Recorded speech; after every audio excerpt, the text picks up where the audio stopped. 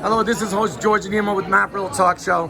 Obviously here we are El Capo Pizzeria in Scottsdale, Arizona, Yes, correct? yes. And I ran into this great, I mean, he's going to be I think, can I call you like an entrepreneur? Right. Like, you know, Yeah, entrepreneur, yes. entrepreneur, because I see you're doing a lot of things. You have your own show, you're running for office, you're hanging out with those. And at the end of the day, we appreciate everything that you do. You know what I mean? Thank you. And we are outdoors, by the way. We are outdoors. So Here in they complain Scottsdale. about masks. We outdoors. So I had to refrain that. I have to say this. So I ran into you again today. I saw you at the Capitol the other day of last week. We had a great time. That was with Great State Alliance. Yeah. On the 1010 event. That was fantastic. Yeah, and I know your name is Ray Michaels. Ray Michaels, But yeah. Can you tell me a little bit about yourself from MAAP Real Talk Show? Yeah, absolutely. I'm born and raised here in Phoenix, Arizona. Went to Scottsdale schools. Graduated from Arcadia High School, and from there I went out. I was in hospitality for many, many years. Worked in the cruise industry for 35, traveling all over the world, almost 100 countries. And now I'm back here. My mom's getting up there in age, and I've been away for all the Christmases and birthdays and holidays, anniversaries. So I'm now here, and I thought I've been very blessed, and I just feel a calling to come back and to serve.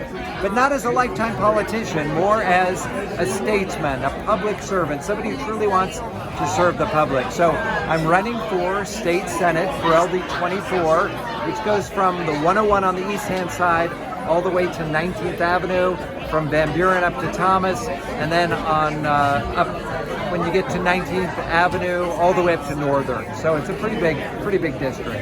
Well, I have to remind the people that you have long hair, so I don't want them to forget you a little bit. So here we go.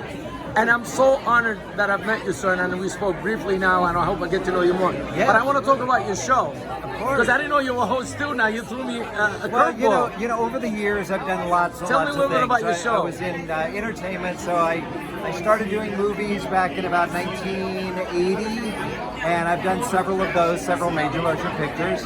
Normally in the background, or normally I end up on the cutting room floor. Right. That's where I normally end up. Right. But I've done TV and radio and all of that. So I worked with Arizona Grassroots, which is Ron Lutters. He's been around since the Tea Party movement, about 11 years. And he asked me to kind of host some of the things that he does. So there's 2 radio shows. One's on Monday. It's called Hub Radio Phoenix, HUB Radio Phoenix. So on Mondays and on Wednesdays, he's got a show. And he also has something called Street Talk. So it's more man on the street, and we just do interviews with anywhere from candidates to some sort of celebrity here, or even kids. So at Trump Fridays, we're always here. We're doing interviews with people. Ask them what they feel about Donald Trump, how they like the Trump Fridays. Well, I'm going to ask you a personal questions about last night's debate. Yes. As we all know. So we had we were supposed to have 3, obviously, but 1 got canceled, obviously, because our president, Donald J. Trump, contracted the virus. However, the first one, and I argue, since you and I both hosts of shows, sometimes you listen to a lot of people, and I was wondering how you take on, when you get attacked by 2 people, is that a debate? That's my question. Like, I know mock trials, I know people who have debates, but if you were in a high school mock trial, and you're trying to practice how to be a lawyer, eventually when you grow old and you go to law school. If they did like the first one with 2 people attacking you, is that a debate? No, that's my question. Not really. No, there was really no format. There was really no control. They kind of took over, and once you lose something like that, even as an interviewer, you know that. Yeah, I know. Once you lose the interview, it's very difficult to get it back. Almost impossible. So you and I both on the same chapter on this one, because I was very disappointed, to be honest with you, because I'm not taking one side or another. It's about just the attacks alone, because we're supposed to represent civilization. Right. So yesterday, if you noticed, it was kind of, they took punches, but it was civilized. Right. And how do your first take on the second one yesterday? Well, I think she handled it a little bit better. I think that in the back of their mind, they always knew that they could be muted at any time. Right. So they didn't really. You think it held them back? Absolutely. Yeah.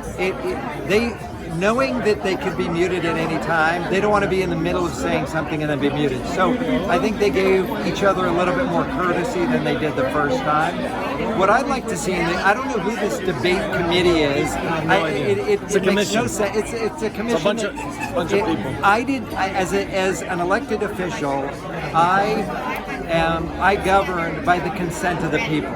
Always. It's about the people. So if the people didn't establish this debate committee, it really means nothing because we didn't consent to it. I would rather have somebody, and I forget who said this, but I thought it was very funny.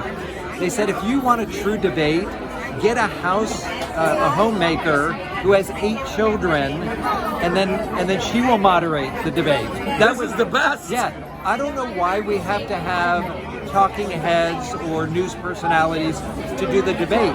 I think each state should have a contest and submit applicants to this debate. Somebody committee. said we should have college kids that going into law school, political science. They should do a raffle throughout the 50 states and come up with 10 people. There's so many things that can do, and as a candidate, there are certain things that I want to put across as my message, and I'm sure the president and Vice President Biden have those as well. So instead of somebody arbitrarily saying we're going to talk about this and this and this, each one of the candidates should maybe give a list of 10 items that they would like to focus on. They take a conglomeration of those 2, and then each person has an idea or an opportunity to put out exactly what their message is. When they're just taking random things, how long do we need to talk about coronavirus? We've already lived through it. We already know what happened. Why do we need to spend a majority of this on it? Even when they did the town halls, and she took the first third of the town hall just asking questions, and when the president said, I don't know anything about it, she's going back at him, yes you do, you know about this. And he's like, no, I really don't.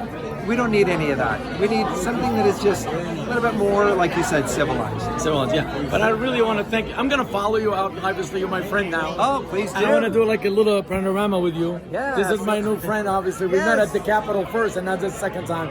I am so honored and pleasured, sir, to meet you. Oh, it's my pleasure. I really mean it. I'm not just saying that. Thank you so much from the bottom of my mind for giving me this opportunity to speak with you, to promote us. But can you plug your show? Just tell me what show do you have the name and where they could watch it. Okay, so it's called Street Talk, and it's sponsored by Arizona Grassroots. We have 2 different radio shows. One is called Fighting Back, and the other is Backstreet Gossip. And if you go to Hub Radio Phoenix on Facebook, you can usually find it there. And there's a YouTube channel. Just go to videos. You can see all of them over there. So let the viewers, my viewers know, and everybody else that's watching, is this is a raw. It's called hashtag Like It Is. There's an uncut, unfeathered, one-on-one conversation with Ray Michaels today. Awesome. This evening. And you can reach me at Ray Michaels, the number 4, AZ.com, or on Facebook or Twitter at Ray Michaels, the number 4, AZ. And I'd love to have you follow me as well. I hope, folks, you're listening to this. So thank you so much. Thank you so much for giving this opportunity. My pleasure. I'm going to do a panorama of your set over there on the other. That's her set right over there at the end of this spectrum, and this is all the people that today. Look at this, man. Full house. And I want to thank you so much, sir. God bless. Get out and vote. Yes, get out. Thank you, sir.